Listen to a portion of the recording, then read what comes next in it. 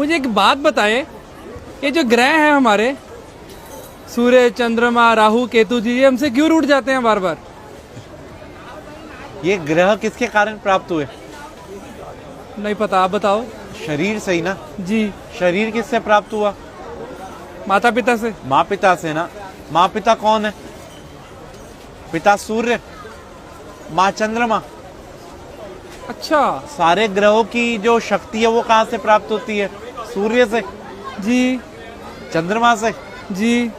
अब आप घर के ग्रहों को तो आप पूछ नहीं रहे और बाहर सोच रहे जा जाके सब ग्रह शांत हो जाएं, वहाँ पूजा करा लो, वहाँ पूजा करा लो, वहाँ पूजा करा लो। अरे कोई जरूरत नहीं किसी पूजा की। अगर आप अपने माँ पिता को प्रणाम करते हैं ना और उनकी सेवा करते हैं तो आपको किसी भी पूजा की जरूरत नहीं है। मतलब जो बाहर दान पुण्य करता है, किसी गरीब को, किसी नीडी को खिला रहा है, और घर में माता पिता को नहीं पूछ रहा, तो कोई फायदा नहीं दान पुण्य का भी। क्या फायदा ये तो बताओ। और मंदिर गुरुद्वारे जाने का भी कोई फायदा कोई नहीं। फायदा नहीं।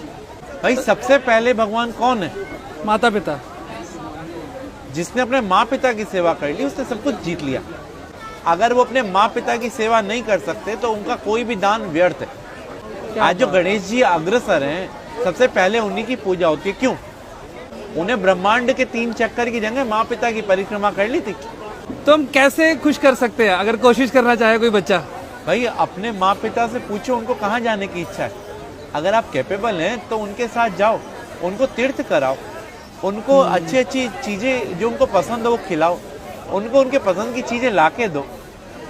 बेटा तो फिर भी एक बार वो कह देगा बेटा ये नहीं, ये ला दे, ये नहीं। माँ को कुछ नहीं चाहिए, माँ को तो ही चाहिए उसका बेटा उसकी सुन ले। हाँ।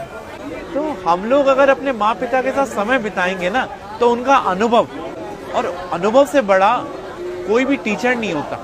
और आज के टाइम में यही विपरीत हो रहे हैं सब।